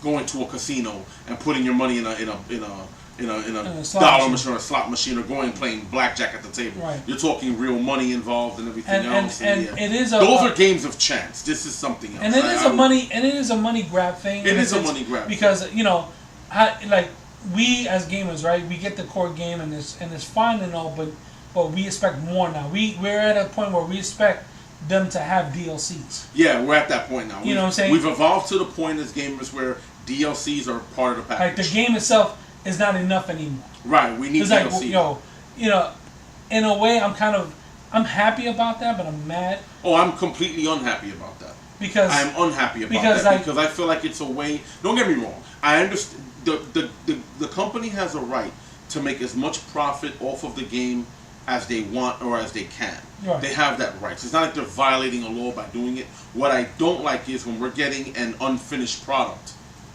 Right, and that was a partially finished product, knowing that they're going to do this later on. And that was the big problem with games like Destiny and Battlefront, Star Wars Battlefront, because here it is, you get this game, you pay $60 for it, but it doesn't feel like a complete experience. Right. And then you got to wait for patches and downloads and things like that. Same thing happened with No Man's Sky. Now the difference between No Man's Sky and those other two is that they made you pay for that DLC. It was like, look, you want these extra maps, you want these extra things, it's not gonna come free. You gotta pay for it, and you're paying $20 a pop. Unless you get a season pass, pay $40, you probably save about $20. Because the average games come out with like 3 DLCs after the initial release. Sure, yeah, roughly. So, but No Man's Sky, they took all our goddamn money, but they was dropping patch after patch after patch, updates after updates, and now that game feels more like what you would have gotten if you paid $60. Which is unfair because you should feel like that from the second you buy So the now game. the mentality is with these companies like Battlefront, they're releasing part 2. It has a full player experience, but now they're gonna start trying to make their monies with the loot crates and stuff like that. So the loot boxes. Loot Crate is a company that you can get cool pop culture gear, and that's the whole thing. Like, should they be charging, people nickel and diming them on stuff that they may not get? If it's cosmetic, fine, but if it's something that gives a player an advantage, that's messed up. Because then people who got money is gonna have a significant boost in the multiplayer arena than you will. It's one thing like getting a skin or getting a character. When you're talking about getting a particular weapon, or you're talking about getting a kind of a power up or something. Especially games like Shadow of War, where they're introducing loot boxes in there on a game that's not really designed for multiplayer. Yeah, no, it's not designed for multiplayer at all. So there was like, well, you can get it without having to pay for it, but the grind is a lot harder. Sure. You know what I'm saying? So Gears of War 4 is even though, don't get me wrong, I'd be lying to say that Gears of War 4 doesn't feel like a complete game. It absolutely does. It has a great campaign, a very full campaign. It had a very solid multiplayer with a good amount of maps. But at the same time, there has been a lot of stuff that they've dropped DLC-wise that if you didn't have a season pass like me, you'd be stuck paying a lot of money for. Maps and characters and things like that. Same thing with GTA 5. GTA 5 had the thing, like, they sold a lot of like packs, where you can get like weapons and and skins and clothes and all that stuff, but it didn't increase your chances of being better. Right. They're cosmetic. They're cosmetic, but that costs money. But the updates, like like the executive pack and all this stuff where you get new content as far as like story missions and stuff like that, that was all free, and they're still doing. That game's been out for how long already? You know what I'm saying? And it's still they got a massive amount of updates. They've been supporting that game. I didn't realize how much stuff they got in that game. But well, now these companies understand that these games are a longer term investment. Once upon a time it was make this game. Maybe you'll have a DLC for it. Maybe not. Not every game did that. Mm-hmm. Make this game. Make it as full as you can. Make it as good as you can. Put it out there. See what bites. Yeah. And if it does well, we make a sequel. If it doesn't, then we won't make a sequel. Right. Now these games. Well, not all games, but games like Destiny, games like Gears, games like which I'm sure Halo and Call of Duty. Mm-hmm. These games are like long-term investments. Yeah, you gotta put in the time. You gotta put you gotta put in the time and in some cases money. I just clocked my No Man's Sky hours. Jesus. 230. 230 hours. 230 hours. That's a lot of hours. That's RPG. That's like Final Fantasy Tactics hours. It was like a holy shit moment. Because, there's always something that you get or something you do that kind of makes you just go a little bit further. Sure. So yeah, it's a rude awakening. You know what I'm saying? Like, I played RPGs, but I never put 230 hours in anything. I don't think I put that many hours in Battlefront. I think I'm sure I put that much in Gears. Easily. All the multiplayer I played. Oh, yeah, Gears. Of course. But in terms of a game, just playing a game, I think the closest I may have came to that might have been Final Fantasy VII. Makes sense. Because all the Choco Ball. Even though I'm not a Choco Ball guy, but trying to get all the summons and all that shit. Yeah. Or it could also be Mass Effect. I put a lot of time in Mass Effect. I put a lot of time in Dragon Age Inquisition. Yeah. Those kinds of games. If we put that much time into fucking working out, we'll be gods.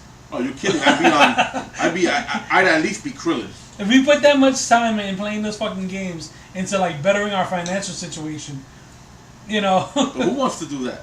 But who wants to fucking do that? Listen, I put that much time into working out.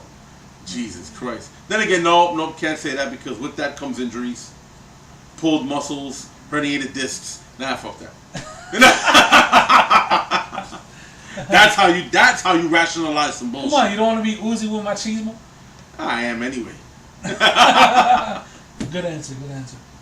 So, I wanted to keep this short and sweet, so we clocked in at 106. So, let's put a plug in it. And before we go, okay, getting to the fighting game thing, I think of all the genres that have tried to milk the consumer, none is more guilty than the fighting game. You're absolute fucking right. Yeah, because that's true. Street Fighter V was really shitty what they did, and it's reasons why. Those are reasons why I have not continued to buy fighting games since. Because this nonsense where you're paying $50-$60 for a fighting game, you're only getting a couple of characters, and you have to spend money to download more. That's some bullshit. Yeah, no, it's one thing to unlock characters. They call heat for nickeling down. Yeah, that is fucked up. Yeah. That is fucked up, and I'm hoping with the new Street Fighter coming out that is not the case. Yeah, no, because that was that's why I'm glad that game did not do as well as they hope. I mean, it didn't flop, but Street Fighter is going to make its money. Yeah. But I'm glad that it didn't do as well as projected, because that was a blatant attempt by Capcom to completely just rape the consumer. But you know what? They're notorious for that. For the Street Fighters, at least with the Street Fighter franchise, they've been notorious for that shit. Oh, for sure. I mean, come on. How many Street Fighter 2 editions did we get out of them fuckers before they decided to do Super 3? NES. Then we got 3, and we got a whole bunch of shits of those. Then we got alphas, we got a whole fuck ton of those. And they just kept like, we'll add in 1 extra character, 2 extra characters. New game. It's like, what are we gonna do? We're gonna make a girl with some crazy hair. We'll throw her in. And we'll put a guy in a what the fuck, in that chain gang. Oh yeah, Birdie, yeah. Yeah, Birdie. Yeah, we're gonna put them in that shit. So, I mean, come on. Yeah, it's true. No, it's true. You talking about a franchise that's been milked? Yeah, Street Fighter. If you take it to Street Fighter 2, never have there been so many sequels to a sequel. Never. Street Fighter 2, Street Fighter 2 Turbo, Street Fighter 2 Hyper Edition, Championship Edition, Turbo Hyper something edition, whatever the fuck else has come out. You know, like it's just been so Street Fighter 2, insensitively racial. Street Fighter 2, we don't care. Street Fighter 2, we don't give a shit about your wallet edition. You know, yeah, and we're talking back in the Super NES. Yeah, I know. That's from the Super NES era. We got all these different versions of a game. Jay paid $150 for that first one. Oh my god, ridiculous. Yeah, they Capcom, somebody needs to put a stop to Capcom. That's some bullshit. If it wasn't for the fact they make games that I love, because God knows they do. I know. You know, they make some great games. Capcom makes some awesome games. I know. But, you know, it's the landscape. They got to make that money. And we're just the stupid asses that pay them. I know. Tell me about it. I don't hate on anybody getting the hustle on. It may be a bitch move to fucking nickel and dime people, but if you pay it, you're the dumbass, not them. Hey, listen. You know what? It's true. Them. You can't blame the company if people are buying it. They're like, oh fuck it. You know, if everybody kind of just was on this page like, well, you know, screw you. We're not buying none of this shit until you get your act together and stop trying to nickel and dime us. If like gamers everywhere organized and decided to say, no, fuck you, we're boycotting Street Fighter until you make a Street Fighter that comes with all the characters it should come with, then they'd be forced to change their strategy. You know, but that's not how it is. We gotta go to one of those Western European countries, you know, the Eastern European countries, sorry, not Western, Eastern European countries, when they don't like some shit, they fucking rally and they topple over cars and set them on fire. Yeah, they don't like, fuck around. if we did that at the Capcom offices, you motherfucker, throwing fucking Molotovs in the window. Set Mega Man on fire. Poor Mega Man. He used to have a statue of him over there. He set his ass on fire. Him and his damn dog Rush. Like, this is some bullshit. This is bullshit. We've had enough. We're not going to take it anymore. So, yeah, I mean, that's how it is. So, I wanted to keep it short and sweet, so let's keep it that way. That's true, because very soon we got Thor coming out. We got lots to talk about. Justice League coming out. We got some stuff that we're looking forward to. Before we go, what do you think? Who do you think is going to be the champ? Thor or Justice League? Well, Thor already got 100% on Rotten Tomatoes from early reviews. And that's not even the customer reviews. That's critic reviews. Jesus. And it will between now and by the time it's released, it's going to dip. But right now, it's at 100%. It might dip already, but right now it's at 100%. As far as I last checked. So, that says a lot. You're talking about a franchise reinvigorated. You know, it's probably one of the most creative ones since Guardians of the Galaxy 1. Okay. So, we're on that level. Now, Justice League, ever since being taken over by Joss Whedon, who also helped pen the script, you know what I'm saying? Who also directed Avengers. Yeah, that's right. So, and he reshot some scenes. Sorry, it's my hurry. You know, my what's his name? Oh, I know who you're talking about. Sean Connery. Sean Connery. It's my Sean Connery. But that's not bad. So they reshot some scenes. So people who saw early put-togethers of that film are talking about how that movie is epic. They use the word epic. So it may look like a cartoon as compared to the Marvel movies, but I don't know, man. We're talking about the pantheons of gods.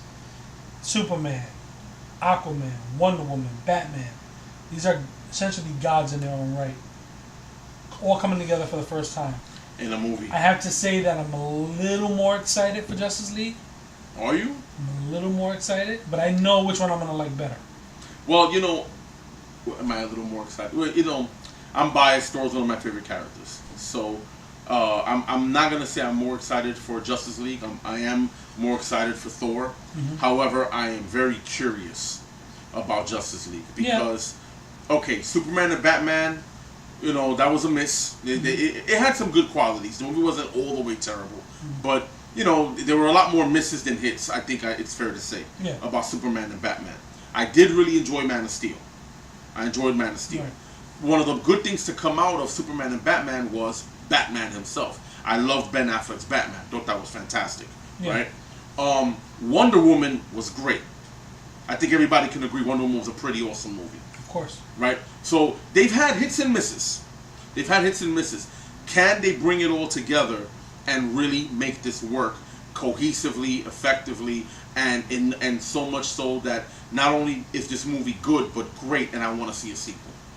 You know? I mean, now mind you, they don't have the advantage that Marvel had, where they had all these years and I know slowly they swinging for the universe. fences with this one. Yeah, they're kind of just it's all or nothing. Go big or go home. Here's Justice League. Let's see how it works. And this is the part that kind of puts my assignment to a halt, because here it is. You have you swing for the fences. You chew the scenery with Batman v Superman. Here it is. You had a self-contained movie with Man of Steel, and it's not all that self-contained because he leveled Metropolis. Fine, you went that route. Well, no, but that was good to me because when Superman fights, that's what happens. That's what happens. You know. So now here it is. You said, "Fuck it, we're gonna put Batman and Superman in the movie." It was supposed to be Man of Steel 2, but we went Batman v Superman. Didn't give Batman his origin story. He was like, "Fuck it, here it is. Here's Batman v Superman together." So you swung for the fences, and not only did that, you did the death of Superman in that shit. Yeah, you really did. Yeah. They fucking cracked that motherfucker. You put all your chips on the table and said, "Here you go." So now, why is it that you go? But then they did Wonder Woman, which was great, which is a great movie. All right. So why is it that you're gonna do a Justice League movie and not do Darkseid? You going with Steppenwolf? Who gives a fuck about Steppenwolf? Yeah, he's a great supporting character, but can he? He can support himself off the camera. You know what I'm saying? Like, why not? Yeah, you're already going big and going home. Why not just? My only answer to that would be they're banking on this movie making a fuck ton of money. I'm gonna tell you something. I would not be surprised if this movie ends in a cliffhanger. I would not be surprised that it ends in a cliffhanger and it ends with maybe the appearance of Darkseid. Oh God! Which is most likely where they're going to go. I have a fucking because it looks to me like if you look at that scene in the unedited version of Batman v Superman where they showed Steppenwolf very very quickly, right? And then and now they're hinting that they've shown that it's going to be Steppenwolf as the bad guy. Yeah. They're hinting to me like this is just the first battle in a war to come. Yeah. So they're going to battle Steppenwolf not knowing that there's something far worse right behind him. Yeah. So they're going to battle Steppenwolf thinking, okay, this is the big bad that we've been worrying about, this guy. Yeah. And only to find out you're not even close. Right. There's something way worse and way more powerful, way more sinister right behind him. That's putting on an epic level of... right. So my guess is they're doing this to bring them all together. And this is where I think Superman's probably going to come out probably toward the end of the movie. My guess is. And I have a feeling that this movie is going to end with probably either the hint of Darkseid or the appearance of Darkseid. Better be the appearance. I'm hoping it's the appearance. I think they want to make a trilogy. This is my guess. They want to make a trilogy, and so they're starting with Steppenwolf, and they're going to work their way through Darkseid. You want to see a grown man in the movie theater go más sexy all of a sudden? You know what I'm saying? No, it better end that way, because like that way you hint that there's another Justice League coming, and it's going to be about that, because. There's no way, man, because if you know what's gonna happen if it flops, that means we're not gonna get another Justice League movie. Yeah, at least not anytime soon. And then soon. you're gonna end with that bullshit like you're gonna end on Steppenwolf. We're not gonna get a conclusion to this shit. You want to see somebody show up to the fucking Warner Brothers thing and start throwing Molotov cocktails and burning cars? You sons of bitches! How could you? They're gonna talk about a regime change. We're gonna do that shit. Speaking of regime change, what's up with Arrow mentioning Bruce Wayne's name? Yeah, they threw it out there. That was pretty cool. They threw it out there. How you call it? Gotham did kind of the same thing with Queen Industries. Did they really? Yeah, they kind of shot it out. They kind of do that back and forth thing. Even though there's no hope for those shows to cross over. Because Gotham's on Fox and CW's on the Berlanti universe. So. Yeah. But now without hope, because you know what? They're bringing Constantine. They already brought Constantine to Arrow. Yes. And now Constantine's going to make a crossover into Legends of Tomorrow, and they're talking about giving him his own show again. I hope so. But it's going to be part of the Berlanti universe. So they took the actor who played Constantine on, was it Channel 2? Channel 4. Channel 4. They're going to bring it from there, bring it over, and just make it one big happy family. So I'm with it. Yeah. I'm fucking with it. You know, did you hear about another possibility? You know, Riverdale's been very successful. And Arrow shows up on fucking Riverdale. Oh, hell no. No. He be fucking putting arrows I was not going there. I'm like, yo, I'm watching this show. Not for nothing, Arrow show up and steal Betty and Veronica at the same time. Word up. You know? No. But you know, Riverdale is pretty much like a grown-up, like, drama version of Archie, Veronica, and, you know, Betty and all of them. Big and kudos to them for making Veronica Latina. That was cool. Yeah, that's pretty cool.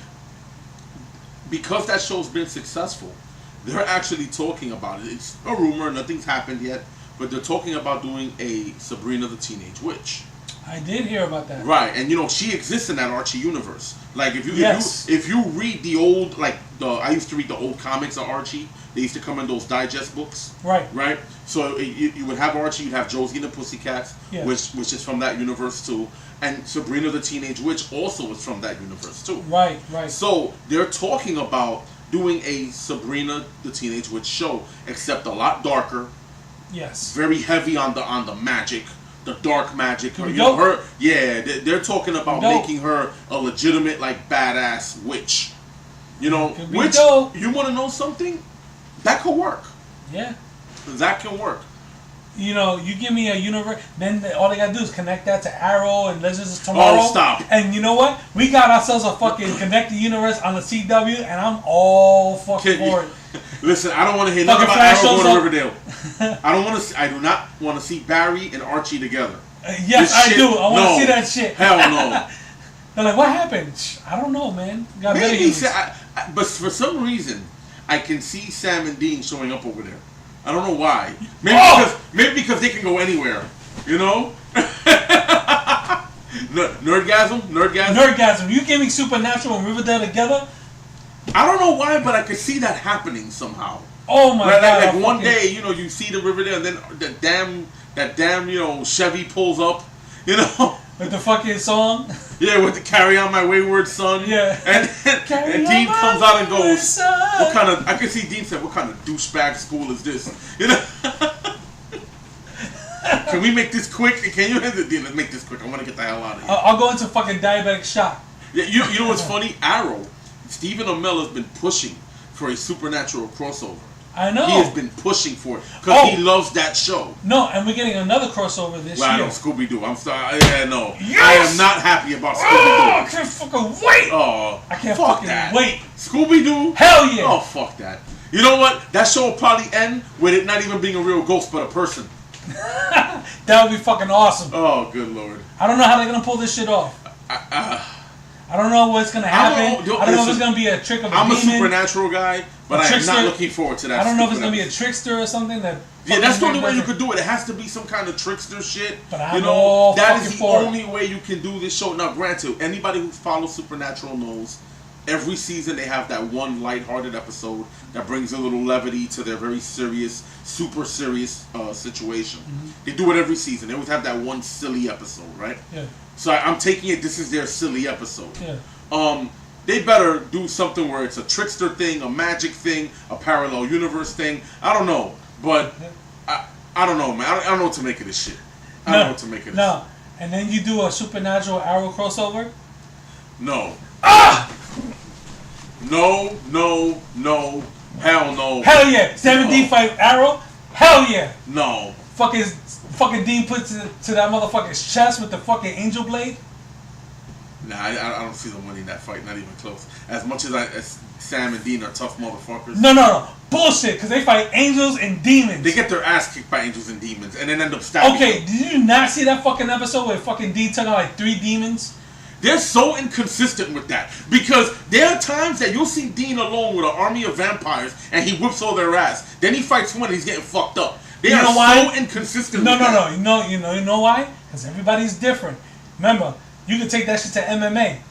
One person beats one person and gets their ass whooped by somebody else who that person originally fucked up. Okay, difference is all one-on-one fighting. You're talking fighting styles and timing and footwork. There's a difference. False equivalency, bro. Come on, this is fiction. There is a difference. This is fiction. I understand. Okay, and you know what? On top of that, look, you get one MMA fighter fighting 3 people who don't know really how to fight. He's gonna whip their ass. Most likely, sure. All right. For sure. So, matter of fact, so I can tell a couple you, of demon lackeys. I'm gonna tell you in my face.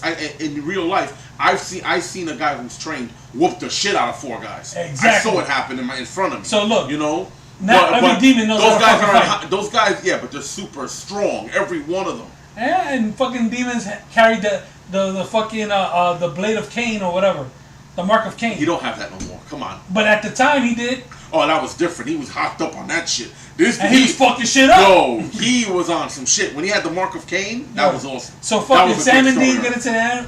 Yo, fucking Stephen Amell. I don't know, man. He's gonna need Diggle. I don't know, man. He's gonna need fucking Diggle. Listen. I'm a Sam Supernatural and Arrow crossover. Do it. Because you would see me. The only way that can be done effectively is if it has to be another universe. You have to go into another universe. You can't have them occupying the same universe. It doesn't work. Because for two... I'm still waiting for them to get Supergirl in the same goddamn universe as... Like, her universe gets blows up, and then she just goes to the regular universe with everybody else. Well, but the difference with that is, right... But that's the only way it can work with Supernatural. That's the only way. Because in Sam and Dean's universe, where again, it's called Supernatural. They fight demons, angels, all that stuff. Hey, look, they didn't know that shit until Constantine came around. They do not... No, but what I mean is, in that world, there are no superheroes. Right. At all. And that's established. There's no superheroes in that world. So you can't all of a sudden have this world inhabited by Flash, Arrow, because remember, it's not just Arrow. You can thank Flash for that. Flash can make it happen. The only way that will work is if they end up in one of those other universes. Yeah. That's the only way. If Stephen Amell ends up through a fucking portal and ends up where Sam and Dean is, yes, that can work. You can somehow make that work for sure. You know, yeah, that can work. You can't have Sam and Dean. Yeah, that's one of those. You cannot have Sam and Dean in Arrow's universe. It's not gonna work. That's not gonna work. But again, one of those portals open, some shit happens, he gets sucked through. I'm saying. Now, if they fought, I don't know, man. And like I said, I mean, look, Sam and Dean are bad motherfuckers. Okay, no doubt about it. I'm a Sam and Dean fan. I love them both. Arrow, that's he's. We might need some Diggle. I don't know, man. They might need some. Sam and Dean can't go up against all of them. That's just too much. Yeah, listen. They can't fight fucking Canary and Wild Dog and all the motherfuckers. I think Dean could take Canary and Wild. I don't know. No, but not at the same time. Yeah, not at the same time. No, but I'll be honest with you. Arrow is a bad fucking dude. Yeah. I don't know. That's why Sam and Dean have to fight them together. They gotta fight them together, and even now I don't know if they're gonna win that fight. You know, I don't know. Arrow's that's a different level of training and skill. You know, I don't know. You know what? I give it on the side of the boys just on Dean alone for the fact that motherfucker don't know when to quit. Oh yeah, I don't doubt that they'll keep going with broken limbs. You know, that's the way the Winchester boys are. Cass come and fucking heal them motherfuckers. They're back at it. You know, they might need Cass to help them in that fight. Even though, let me tell you, fucking Oliver Queen is a bad motherfucker, man. He's a badass. Yo, all that fucking candy goodness, man. I went to diabetic shock. Oh man, can you imagine that though? Oh man, just connect the whole fucking universe together. Put Riverdale with Supernatural with You know Arrow. that could work. You could get away with Riverdale and Supernatural. I mean, do I want to see Archie and Sam? No. Hell yeah, I want to see that shit. I tell you what, you can make that work. Riverdale. And then Archie get all mad because fucking Veronica and Betty's just all hot for Sam and Dean. That would be funny. that would be funny. Shit. That would be. He's like, yo, did I just turn this chopped liver over here? Well, what am I? You're Archie. Calm down. Word up. Relax. Relax, Ginger. Relax, Ginger.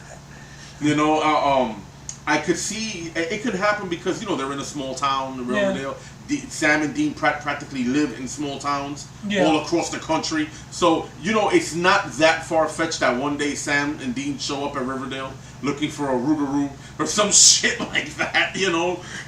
That's not. I'm not saying, but I'm saying that's not impossible. That's not, especially if they're gonna start introducing magic like with Sabrina the Teenage Witch and all that. And hey, when you open that door. So you know what you do? You keep it a consistent universe between Riverdale and them, and then you kind of inch your way into the superhero shit. I'm saying you can only do that. Again, you can only do that. You want to see the pop culture world fucking turn on the goddamn That'd be head? crazy. You can only do that if again, like, because they've already introduced this whole concept of different universes. Mm-hmm. That's the only way you can get it done. That's really the only way you can get it done. Then the trickster shows up in Riverdale. some crazy shit like that. And then you get the Scooby Doo gang in the Riverdale. Listen, you're not selling me on that Scooby Doo shit.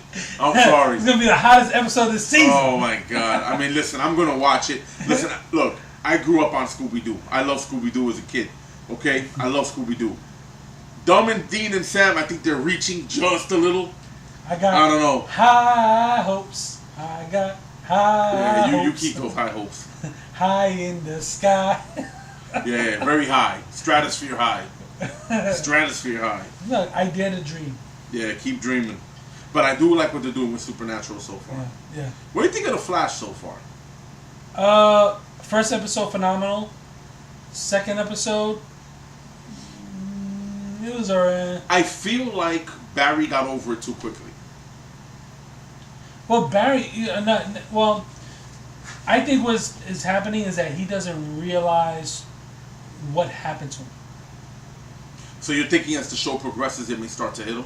It may start to hit him. But the thing is, though... Because he came back, he was way too happy for my liking. Well, like I was like, all right, this is cute for a moment, you know. Like, life is awesome. He feels stronger, he feels faster. Well, he is stronger and faster, for sure. But I don't know, maybe some of that will start to slow down, and then, like, he will start to remember some of that stuff. And but the thing that gets me is... But you know what, like, I got tired of seeing Barry as this brooding, sad thing because Iris is gonna die kind of Barry. You know, well, like, but that makes sense. But it makes sense for him to be that way. Yeah, it makes sense in the context of the story, but he shouldn't stay that way. Things are good now. Yeah. Well, you know, I mean, but the good thing about Barry is what they've done with Flash is that he has his broody moments, of course, because the guy's been through a lot. His mother, then his father, and then, you know, fine.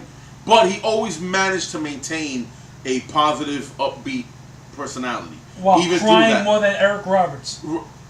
But you know what? I didn't mind his crying only because... That shit hit the heart. It hit the heart. I had all the feels. Yeah. I mean, trust me, I enjoy it. You're talking about a dude. I'm not shitting on it. Yeah, that's one of those situations where it made sense for him to be so emotional because he didn't save his mother, went back and saved her, only to lose her again, and then he gets things right with his father. And, you know, he saves his father, only for his father to get killed. And betrayed again by someone he trusted. Then only to find out later on he lived with the burden of having to save Iris because he knew she was going to die. Mm-hmm. So there was so much going on for him. Him being so emotional all the time and dealing with it made perfect sense for him to be that way. Yeah. Meanwhile, still, when he got over those moments of being that way, can still be a happy, kind of go-lucky, smiling guy. Yeah, I know. You know, he's not... What's so cool is that no matter how dark they make him on occasion, he's not... Savitar. Right, exactly. No matter how dark they make him on occasion, he's not Oliver Queen. No. They're not trying to make him Oliver Queen, which I appreciate. They're making him Barry. He's Barry. No matter what happens, he'll be down, he'll be sad, but he smiles, he's positive, he's upbeat. No. You know, and that's him. That's him. Him. But I'm behind what they're doing with him now. But there has to be some reality checks. But the problem is this: when he went into the Speed Force at the end of last season, he wasn't supposed to be going into hell. Right. Remember, they told him what happened. He wasn't going to be the way the Flash from the other universe was, or even the way Kid Flash was, where they were reliving their worst moments over and over again. That wasn't going to happen to him because he was going in openly accepting his fate. So he wasn't supposed to suffer there. Yeah. So they have to kind of explain why, when he came back, he was mentally just so jacked up. Well, yeah, I mean, you figure you're living basically outside of time. Like, time doesn't exist. It's like the fourth dimension. You're in every moment at every time, basically. So he was jumping from all these points in times of his life. They said he could have been there for, like, in terms of speed, he probably was in there for like 10,000 years. Yeah, it's possible. Yeah. You know what I'm saying? Like, so he's just living all these moments, and they're all current. I would have preferred. You know what I would have liked, and maybe that would have been a little too dark for the show. Remember at the end of the first episode when Joe was begging him to help Iris, and then something in him clicked, and he flew out of there, and then he saved Iris, and he was Barry again. It would have been real crazy if at the end of that, when he saved her and everything seemed normal, he reverted back. Yes. To being like bonkers again. I'm thinking that maybe that could be where the other shoe drops. Maybe he starts to revert back to that state. I mean, maybe they won't go that way. Maybe they'll find a more clever way. But it'll be interesting to see where it goes because he's like something seems off with him. Yeah. You know what I'm saying? He's like he's too nonchalant, and he hasn't been like that since season 2. You know what I'm saying? Like he's like, nah, no worries. I'm the Flash. Like I got it. And it's refreshing to see him that way, but I'm still waiting for the other shoe to drop. Basically, the other ball. Yeah, we'll see where it goes. But I like what they're doing so far. Yeah. Well, their first season without a speedster as the protagonist. Yeah. What was it? Mind Jack? Rather the antagonist. What's his name? Mind Jack? The Thinker. The Thinker. The Thinker. Mad Thinker. The Mad Thinker. Well, sometimes he's been called the Mad Thinker, but he's the Thinker. You know. Yeah. So interesting to see where this is gonna go. I call it diabetes. And what's up with Wally's hair, man? I don't know, man. That's a cringe-inducing moment right there. Yeah, you seem like, so what the hell you think you is? Yeah, it's weird. It's weird and it's uncomfortable. It's like he's got a perm or... Yeah, it's like a perm. It's like a half a perm. Yeah, it's strange and they need to address this. This is not right. I was like, you are not Barry.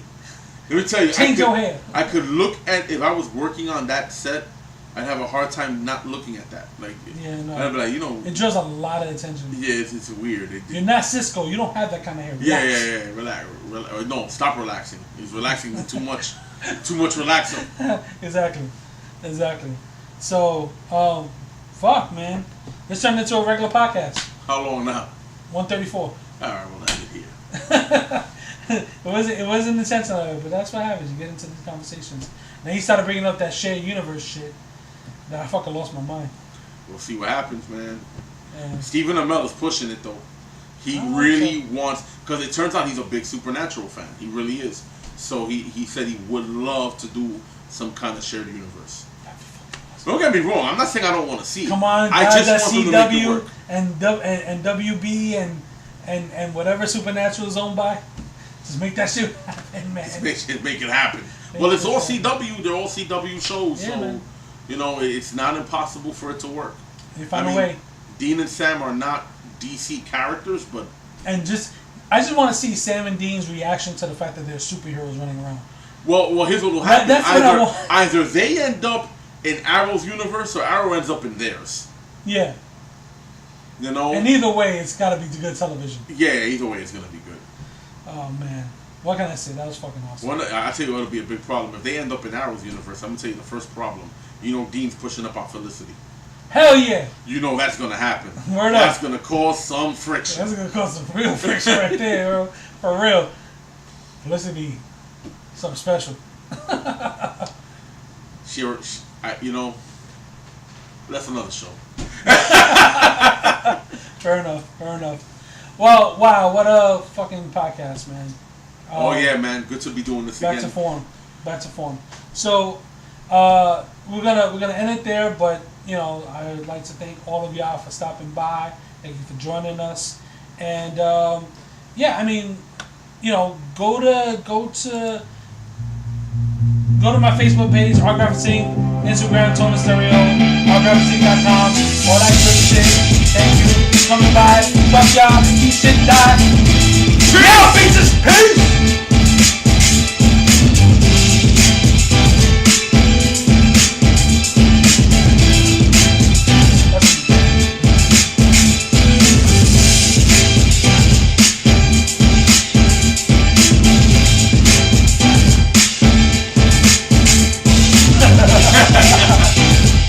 Yeah. That's it, man. Do this again and again and again and again. That's it. Awesome shit. Next week. See you on the next corner. Till next time. Yeah, your camera's up there. You can point it that way. Till next time. Yeah. Boom, boom. Let that go out and... Done. Yep. Whew.